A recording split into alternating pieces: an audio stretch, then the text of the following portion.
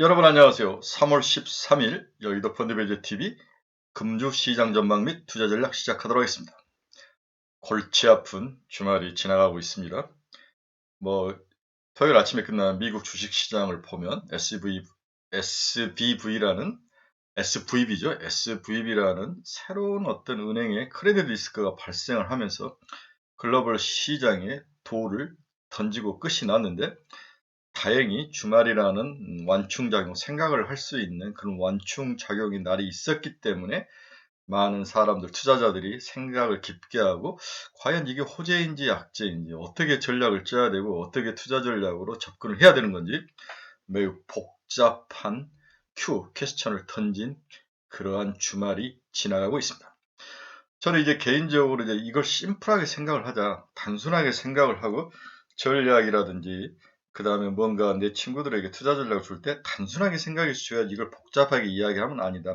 예스든 노든 분명하게 제 생각을 이야기해 주는 게 좋지 않을까, 그렇게 생각을 해서 토요일 어제 하루 종일 많은 생각을 하고 일요일 아침 새벽에 일어나서 정리를 해서 여러분들에게 말씀을 드리고자 합니다. 저는 30%는 일단 무조건 줄이자. 무조건이라는 단어가 붙었으니 일단 줄이자. 줄이고 가는 게 맞겠다. 큰 리스크는 아니지만 주의가 필요하다. 나름대로 단기적으로 둔탁한 조정이 올 것 같다. 이런 생각이 들어서 30% 정도는 현금이 좀 필요하다. 이렇게 단순하게 결론을 내고 논리를 펼쳐보도록 하겠습니다. 구독, 좋아요 많이 눌러주십시오. 먼저 SVB 은행이 이제 상장이 됐는데 이렇게 많이 빠졌죠. 거의 270달러에서 106달러까지 빠지고 거래가 정지된 상황인데 106.4달러에 지금 장이 끝이 난 거죠. 향후에 어떻게 될지 한번 지켜는 봐야 되겠습니다. 문제의 시발점은 SVB 파이낸셜 그룹에 뭔가 디폴트 리스크가 발생을 하면서 문제가 발생하기 시작했다, 이렇게 볼 수 있습니다. 두 번째는 제가 굉장히 불안하게 봤던 건, 우리가 지금 2,500을 트라이를 한 번, 두 번, 여기서 세 번 정도, 한 번, 두 번, 세 번 정도 하다가 미끄러져서 내려왔죠. 네. 그래서 저는 한 세 번 정도 2,500을 뚫지 못한다면 이 장은 단기적으로 조정을 받을 것이다라고 몇 번 말한 적인데 그 상황에 왔다. 그래서 이 상황도 SVB 뱅크의 디폴트 리스크와 합쳐져서 리스크를 키울 것이다. 세 번의 2,500 탈환 실패는 결국은 시장이 조정을 받을 가능성이 있다. 이렇게 정리를 해볼 수 있을 것 같습니다. 시장 키포인트를 한번 봅시다. 항상 리스크는 이 정도는 막을 수 있어. 이 정도는 충분히 글로벌 시장에서 문제가 아니야부터 시작을 하는 거죠. 하지만 이 정도란 단어가 굉장히 중요한 어떤 문제의 시발점이 되는데, 물론 미국의 현 상황으로 봐서는 전혀 크게 문제될 건 아니지만 이게 다른 어떤 면과 면이 만나면서 네트워크가 형성되면서 다른 쪽에 전이가 되거나 또 다른 쪽이 보이지 않게 이거 피해로 의해서 터지면은 크게 문제가 발생하는 그런 초창기에 와 있는데, 이때가 항상 주가 하락폭이 크더라. 그래서 이 정도는 막을 수 있어라는 단어를 늘 주의를 해야 된다. 그래서 성장주 전반에 타격을 가할 것이다. 그동안 시장을 리딩했던 챗GPT, AI, 로봇 이런 관련주들의 타격을 가할 확률, 제약바이오도 마찬가지고, 그렇다면 인덱스, 대형 우량주도 멈춰 있을 것이고, 먹을 수 있는 접혀서 들어갔던 중소형주도 하락을 한다면 이 장은 조정 속에 들어갈 가능성이 높아 보인다. 이 가정을 깔아야 되겠다. 그래서 당분간 보수적으로 시장을 보자. 그래서 결론적으로 30%는 무조건 줄이고 현금을 마련하자. 그래서 눈을 감고 자기가 가지고 있는 종목의 n분의 1씩에서 30%를 팔든지, 한 종목을 팔아서 전체 포트폴리오 30%를 마련하든지, 제 생각은 전체적으로 30%씩 줄이는 게 좋을 것 같다. 그럼 언제 줄일 것이냐? 월요일 아침 시작하자마자 자금 폭락해서 내려오겠죠. 네, 그래서 월요일 장 후반이나 장 중반에 살짝 반등해서 올라올 때 나는 장 막판에 줄이는 것이 낫지 않을까. 그렇지 않으면 화요일 정도도 괜찮을 것 같아요. 월요일 미국 시장이 열리고 너무 많이 폭락을 했기 때문에 나름대로 이건 큰 문제가 아닐 수 있다, 이렇게 생각하면 장이 반등해서 올라오는데, 이런 가능성이 있다면 오히려 화요일 날 미국 장이 상승해서 기술적 반등으로 올라오고 한국 시장도 긍정적 영향을 받아서 올라올 때 그때 줄이는 것도 방법 중에 하나이지 않을까. 그래서 월요일 종가에 한 번, 그 다음 화요일에 혹시 올라오면 한 번, 이렇게 해서 시기를 좀 조절해서 줄이는 것이 맞지 않을까 이렇게 생각을 해보는 거죠. 금요일 달러 지수는 104.64로 0.64% 빠졌습니다. 네, 달러가 약세로 돌았었는데 반대로 이제 이머징 시장은 강세로 들어왔었는데 지금은 이제 이렇게 큰 크레딧 리스크가 기업의 디폴트 리스크가 터지면 달러 장세 약세 이게 중요치 않는 거죠. 전체적으로 심리기 때문에 다 얻어맞을 확률이 높아 보입니다. 이제 중요한 포인트는 달러 지수보다는 국채 금리죠. 금리. 미국 2년물은 거의 5% 넘어서 4.5까지 거의 50bp 넘게 하락한 상황. 4.5925까지 빠진 상황입니다. 10년짜리도 거의 4% 근처 3.9 얼마까지 갔다가 3.7대까지 20bp 하락한 상황. 결국 프라이트 퀄리티 국채 쪽으로 돈이 몰리고 있다. 이렇게 봐야 되는 거 회사채가 아니라 국채 쪽인 거죠. 주요 기업들 주가를 보면 애플은 1.39% 생각보다는 좀 못 빠졌지만 애플의 150달러를 넘어서기가 참 어려운 장이 되고 있다. 반대로 테슬라는 0.3% 상승하면서 173달러로 소폭 상승했어요. 그나마 테슬라가 좀 버텨주는 거. 200달러를 치고 살짝 올라가다가 너무 많이 빠져서 한 30% 조정을 받았기 때문에 한 15% 조정이죠. 15% 정도 조정을 받았기 때문에 기술적 반등 정도로 이해를 하시면 될 것 같습니다. 그나마 돈도 많고 장사가 잘 되고 캐시력이 좋은 테슬라는 버티는 그런 모습. 그나마 다행이다. 이렇게 해석을 해보고 싶네요. 근데 이제 테슬라가 재밌는 건 앨런 머스크가 SVB 뱅크를 살 수도 있다. 이런 식으로 이야기를 하니까 한 트위터가 거기에 대해서 사면 안 된다. 너 다시 돈 없으니까 200달러 팔아야 되는 거 아니냐. 이렇게 이야기를 하면서 논쟁이 벌어졌다는 거죠. 하지만 테슬라가 강세를 보이면서 마감을 했다는 것은 여러 노이즈는 있지만 그나마 다행이다. 이렇게 볼 수 있습니다. 기술주의 핵심인 엔비디아는 꺾여 내려왔습니다. 2%나 넘게 꺾여 내려왔죠. 229달러. 자, 우리 한국 시장에서 저걸 한번 봅시다. 외국인들이 최근에 코스피는 일주일 동안 5천억 넘게 팔았죠. 네, 우리 금융투자도 7천억 넘게 팔았는데 외국인이 거의 일주일 만에 5,755억이나 매도를 했다는 것은 외국인들이 한국 시장에 대한 시각이 좀 바뀌었다 볼 수 있다. 이렇게 저는 봐야 되는 거죠. 외국인들은 코스닥에서도 지난 일주일간 6천억 넘게 팔았다. 코스피는 5,700억, 코스닥은 6천억 넘게 팔았다는 것은 성장주, 그동안 높게 크게 상승했던 성장주에 대한 시각이 좀 변했다. 이렇게 봐야 될 것 같습니다. 밸류에이션 측면에서도 보면 코스피가 13배를 이제 뚫고 올라온 거죠. 네, 이 정도면 고평가 영역에 들어왔다. 이렇게 볼 수 있습니다. 모든 시그널들이 시장의 경제 지표들이 좀 2,500을 뚫고 넘어야 될 상황에서 못 뚫고 내려오면서 여기에 미국발 크레딧 리스크까지 더해지면 한국 주식시장은 어느 정도 조정 상태로 들어가야 될 상황이다. 이렇게 일단 정리를 해볼 수 있을 것 같습니다. 자, 그러면 이제 집중적으로 SVB 은행의 사태는 대체 어떻게 봐야 되느냐. 이 좀 깊은 이야기들을 좀 해보는데, 뭐, 이제 전문 애널리스트들이 쓴 걸 가지고 이제 이것을 요약 정리를 해보겠습니다. 자, 첫 번째, SV 은행 사태의 핵심은 뭐냐? 사태의 본질은 뭐냐? 전혀 없으면 SV 사태만으로 기준금리 결정에 영향을 못 미칠 것이다. 이제 내리 서머스 전 재무장관은 이렇게 일단 할프 50대 50으로 본 거죠. 기준금리 6% 또는 그 이상으로 확률은 50대 50이고 전염, 여기서 컨테미네이션, 과연 이 리스크가 타 업종으로 또는 같은 업종 내에서 더 큰 기업으로 전염이 되느냐 안 되느냐 핵심 단어가 나왔습니다. 전염. 시장은 SV 사태 여파에 연준의 0.5% 인상이 물 건너갈 거가 아니냐 이렇게 보는 시각도 있죠. 좀 긍정적으로 보는 시각도 있는데 광범위한 은행권 우려는 연준이 금리 인상 속도를 높일 수 있을지 의구심을 제기할 수밖에 없는 상황으로도 생각하는 사람도 있다. 그러나 결론부터 말하면 SV 홀로 이 사태 홀로 연준의 금리 결정에 영향을 미치기에는 좀 부족하다. 이게 이제 일반적인 시각이죠. 향후 사태가 더 커지거나 CPI와 합쳐지면 모를까 SV 자체로 시스템 리스크가 아니기 때문에 이것 때문에 금리 인상에 대한 큰 그림을 멈추는 것은 아닐 것 같다. 이게 일반적인 시각이죠. 금리가 올라가면서 장기 국채와 모기지 담보부채 채권 MBS죠. 이게 평가 손실을 보는데 SV는 은행 사태는 일반적인 이슈는 아니라며 연준은 SVB를 시스템 문제라고 생각지 않으며 금리 인상에도 영향을 주지 않는다고 보는 전문가들이 현재는 많은 상황이다. 이렇게 이해를 하시면 될 것 같습니다. 연준은 인플레이션을 2%로 낮추는 게 중요하고 갈 길이 아직 남아있다고 봐야 할 것 같다. 연준에 따르면 SVB은행은 지난해 말 현재 자산이 2,090억, 2,600억만 달러로 미국 내에서 16번째 순서랍니다. 미국 내에서 여러 은행이면 16번째는 뭐 아주 작은 은행도 아니고 아주 대형 은행도 아닌 거죠. 2008년 글로벌 금융위기 이후 영업정지를 당하는 가장 큰 은행이라는 설명처럼 작지는 않지만 그렇다고 대마불사는 아니다. Too big to fail 이 정도는 아니다는 거죠. 미국 내 1위 은행인 JP모건 체이스는 자산이 3조 2천억 달러, 뱅크 오브 아메리카는 2조 4천억 달러, CT는 1조 7천억 달러, 웰스파고는 1.1조 달러. 이 정도로 자산이 큰데 이 정도에 5분의 1, 심지어는 20%도 안 되는 2,090억 달러밖에 안 된다는 거죠.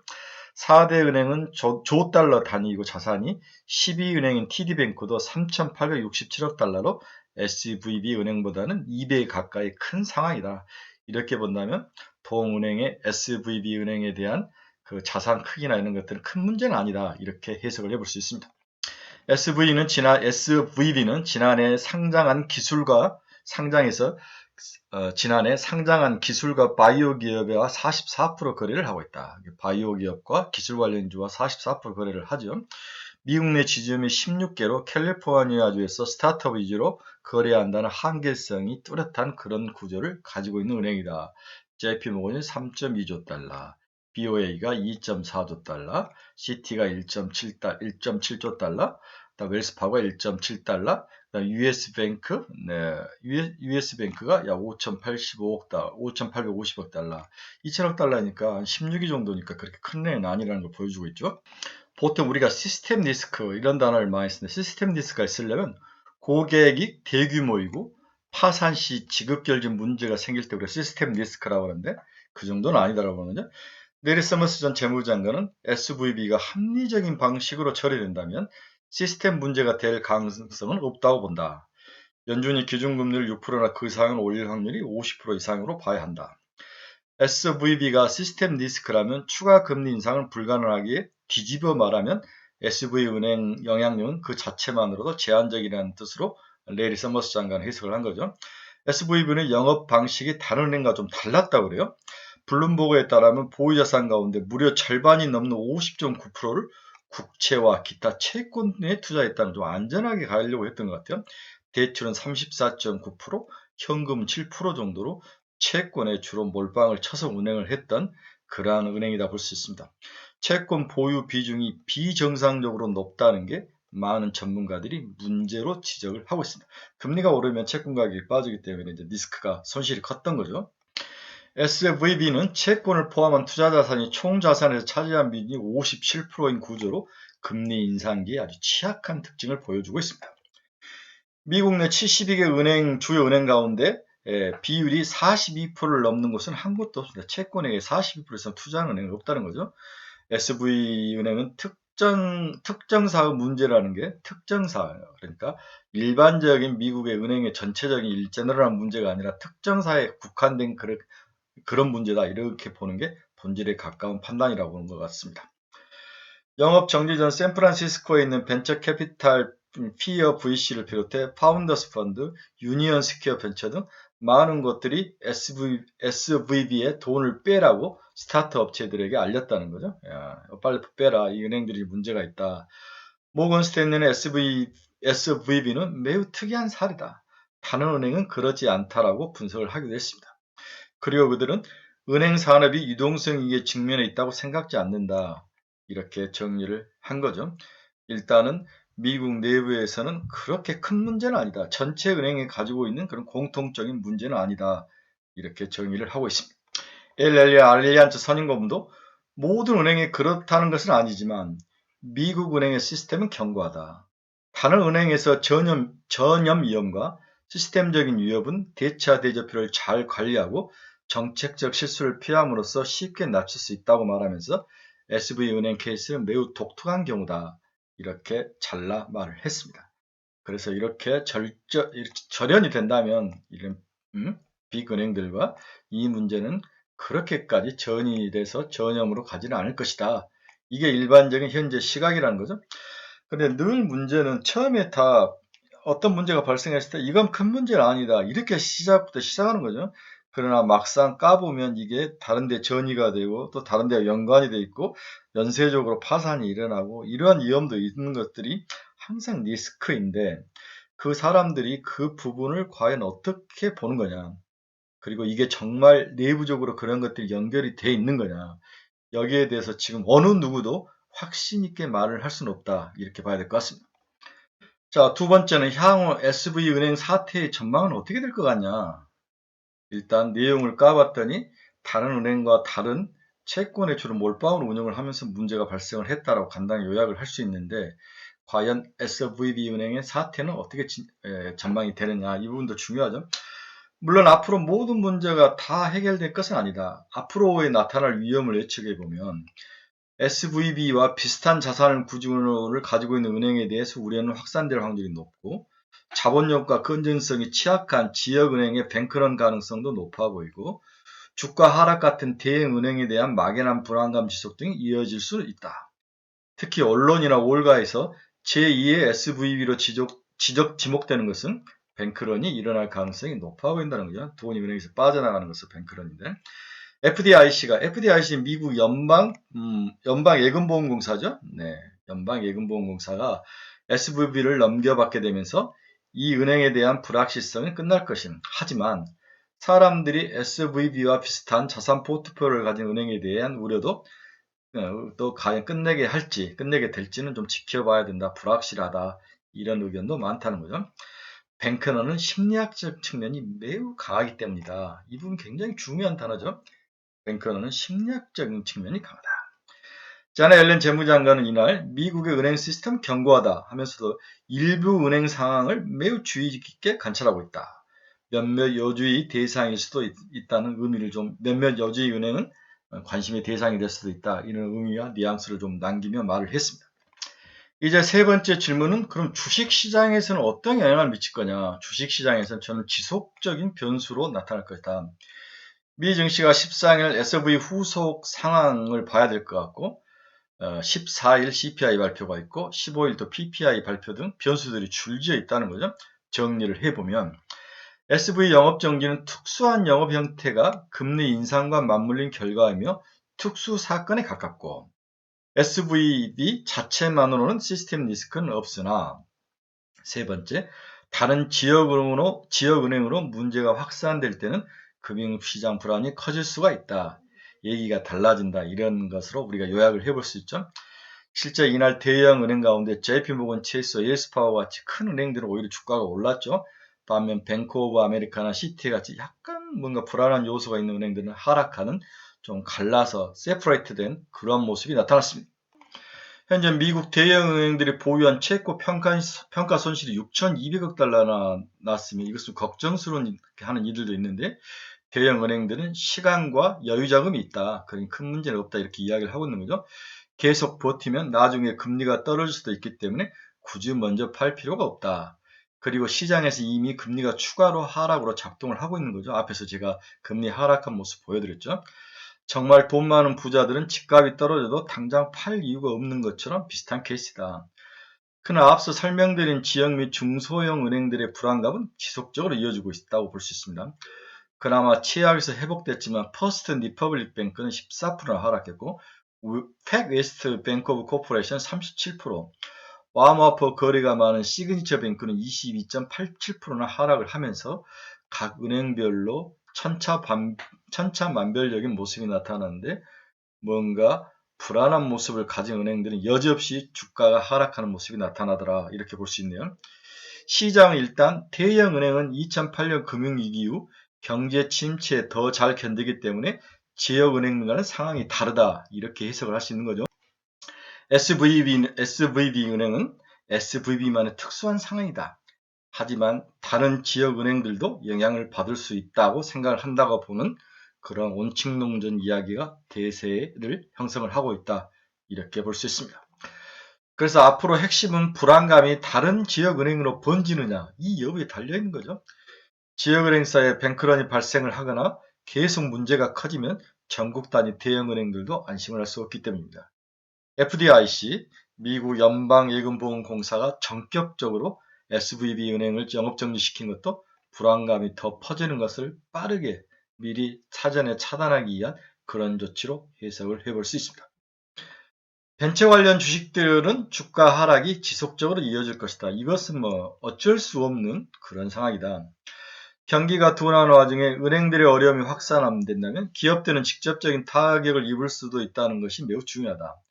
당장 SVB 은행 영업정지로 SVB와 거래했던 일부 벤처회사들은 직원 급여 지급을 걱정할 정도로 위기에 처해 있는 거죠. 25만 달러 이상의 돈은 예금 보호가 안 되는 것도 문제입니다. 미국은 25만 달러네요. 그렇죠? 2억 5천, 그러면 3억 가까이. 월스트리트저널은 작년 말 기준 SV은행에서 예금자 보호를 받지 못한 예금이 1,510억 달러로 이야기를 하고 있습니다. 총 자산이 2,090억 달러로 이론상으로는 청산시 예금을 다 돌려받을 수 있지만 회수가 안 될 수도 있는 자산이 있고 자산을 정리해 현금할 때까지 돈이 묶여야 되는 리스크가 있기 때문에 꼭 그렇게 긍정적으로 볼 사항은 아니다. 이렇게 이해를 해야 될 것 같습니다. 물론 다른 금융사를 통한 대출 지원이 없으면 뱅크런 와중에 돈을 못 찾아간 업체들은 자금난에 시달릴 수 있다는 사실이 주가 하락으로 이어질 가능성이 매우 높아 보입니다. 단기적으로. 전반적으로 불안한 요인들이 많아질 것은 사실입니다. 그래서 미국 정부가 얼마나 빠르게 이 부분을 해결해 주느냐가 중요한 것 같아요. 먼저 이제 미국의 은행들이 돈을 먼저 주고 나중에 이제 자산을 정리하는 방법도 있을 수 있고요. SV 사태로 은행들의 대출 규제가 세지면서 추가적인 경기를 둔화시킬 리스크는 있습니다. 이것 때문에 국채금리가 크게 떨어졌다는 분석이 지금 시장에서 흘러나오고 있죠. 일부 전문가들은 현지 미국은 순차적으로 침체에 빠지는 롤링 리세션을 겪고 있다. 굉장히 중요한 단어가 나왔습니다. 롤링 리세션. 현지 미국이 순차적으로 침체에 빠지는 롤링 리세션에 빠짐이 발생하고 있다. 그런 빠지는 현상이. 연준이 금리를 계속 인상하면 경제의 모든 부분이 동시에 어려움에 빠지는 실질적인 경제 침체가 올 것이다. 이렇게 주장하는 세력들이 이제 힘을 받기 시작했다는 겁니다. 하나 더 봐야 할 것은 만약 지역은행에서 위기가 확산돼 연준이 나서야 하는 상황이 온다면 그것은 심각한 상황으로 봐야 된다는 거죠. 이건 시스템 리스크라고 시장이 정의하기 때문입니다. 이럴 때 금리를 덜 올리거나 오히려 낮추면 경기가 불안한 게 아닌가, 뭔가 시스템 리스크가 나타나는 게 아닌가 오히려 걱정하기 때문에 나쁜 시로로 시장이 즉각 반응을 하기 때문에 시장은 금리를 내릴 수도 멈출 수도 없는 상황입니다. 그렇다고 꾸준히 올리면 이런 상황이 또 지속적으로 나타나는 롤링 리세션이 나타나기 때문에 미국 경제가 굉장히 어려운 상황이다. 올릴 수도 없고 내릴 수도 없는 이 상황. 올려도 주식시장에 박살이 날 것 같고 내려도 박살이 날 것 같은 이 상황. 그래서 제가 보수적으로 보자 30%의 현금이 필요하다 하는 그 논리의 핵심이 여기에 있는 거죠. 올릴 수도 없고 내릴 수도 없고 올려도 주가의 부정적, 내려도 부정적 이 상황이 당분간 이어질 확률이 매우 높다. 저는 이렇게 정리를 해보고 싶네요. 자, 결론 한번 봅시다. 당분간 증시 불안감이 지속할 수밖에 없는 상황이다. SVB 사태가 SV 영업정지로 끝날지 더 번질지는 봐야 하는 가운데 다음 주 화요일 14일은 미국 2월 CPI가 발표되고 15일은 소매판과 생산자 물가 PPI가 연달아 나올 예정이다. 산 넘어 산이네요. CPI는 3월 0.5%나 0.25% 논쟁을 확정 지을 것이기 때문에 상당히 중요해진다. 저는 0.25로 보는 거죠. 다음 주 초 SVB 사태가 진정될지 여부가 1차 관문이고 2차 관문은 CPI가 6.4에서 얼마나 떨어질지 5자를 보일지 아니면 어떻게 될지가 중요한 관문이라는 거죠. 지금 같은 단기 약세는 과매도에 따른 반등을 불러오기에 충분하지만 앞으로 몇 달간 약세는 지속될 것이다. 이렇게 보는 게 좀 맞을 것 같다. 이렇게 많은 시각들이 있는데 저는 한 달 정도 시간이 걸릴 것 같아요. 이 정도에서 한 달 정도 이 문제를 해결하고 이게 전이가 안 되고 미국이 금리 인상을 추가로 중단을 하면서 지켜만 본다면 시장은 그렇게까지 리스크할 상황은 아니다. 하지만 단기적으로 지금은 좀 지켜봐야 할 상황이다. 이렇게 볼 수 있네요. 시장은 산 넘어 산입니다. 2008년 이후 가장 큰 은행이 영업정지이며 이것은 시장의 겁에 질리게 할 것이다. 결국 변동성이 클수록 무리하지 말고 상황을 잘 주시해야 할 것으로 시장 전문가들은 경고를 하고 있습니다. 그래서 저는 일단 무조건 30%의 현금 마련을 강력히 추천합니다. 자기가 가지고 있는 보유 종목의 30%는 일단 무조건 팔자. 그 파는 시기가 월요일 날 시작하자마자 급락하면 팔면 안 되죠. 그래서 종가라든지 화요일 날 미국 시장이 어느 정도 바닥을 치고 올라오면 화요일 날 파는 게 어떨까 하는 생각과 월요일 종가에 파는 생각, 이 두 가지 생각 중에서 선택을 하셔야 될 것 같습니다. 그리고 줄인 후에 천천히 그 다음을 모색하는 것이 가장 좋은 방법으로 보입니다. 지금 많이 먹겠다는 게 아니죠. 자기 자산을 지켜야 되는 거죠. 결론은 단순할수록 좋기 때문에 저는 여러분들이 수치적으로 30%는 무조건 줄이자. 그 줄이는 시기가 월요일 장 종가나 화요일 장 바닥에서 치고 올라오면 기술적 반등을 하면 그때 줄이는 거. 그래서 둘 중에 하나를 선택을 한다. 뭔가 선택할 수 없는 15% 선택하면 되죠. 이런 것도 좋은 방법이다. 일단 30% 정도 현금은 들고 시장을 지켜보는 게 여러분들에게 제가 해줄 수 있는 심플하면서도 클리어한 저의 생각이고 결론입니다. 이제 시장이 여러 가지 변동성에 들어갈 건데 여러 제 생각을 제 카페에 자주 올려놓겠습니다. 그래서 열공을 원하시는 분들은 제 카페에 들어오셔서 보면서 같은 친구들과 의견을 나누고 시장 방향을 이렇게 보는 걸 우리가 이렇게 대응하자.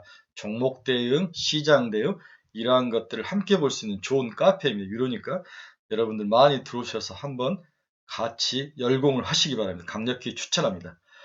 네, 월요일 시장 너무 겁먹지 말고 이미 월요일 시장하면 장 부러질 것 같아요. 네, 부러지는데 그때 줄이지 말고 장 좋거나 그 다음에 월요일 날 정도면 미국 시장의 기술적 반등은 좀 가능해 보이는 것 같아요. 그럼 화요일 올라올 때 좀 줄이는 것도 좋은 전략 중에 하나다. 이래서 꼭 명심하면서 시장을 지켜보시기 바랍니다. 제가 월요일 날 시장에 여러 번 제 코멘트를 해드릴 테니까 원하시는 분들은 카페에 와서 보시기 바랍니다. 여러분 주말 오후입니다. 너무 쫄지 마시고 남은 시간 즐겁고 행복하게 잘 보내시기 바랍니다. 여러분 내일 뵙겠습니다. 감사합니다.